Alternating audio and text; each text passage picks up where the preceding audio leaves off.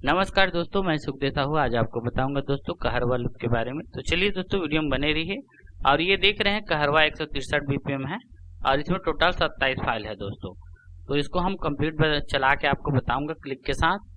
तो नए हैं तो हमारे चैनल को लाइक शेयर कमेंट सब्सक्राइब जरूर करें दोस्तों। तो चलिए पहले 163 बीपीएम यहाँ लगा लेते हैं अपना इस तरह से, और इसको 2/4 कर लेते हैं अपना इस तरह से।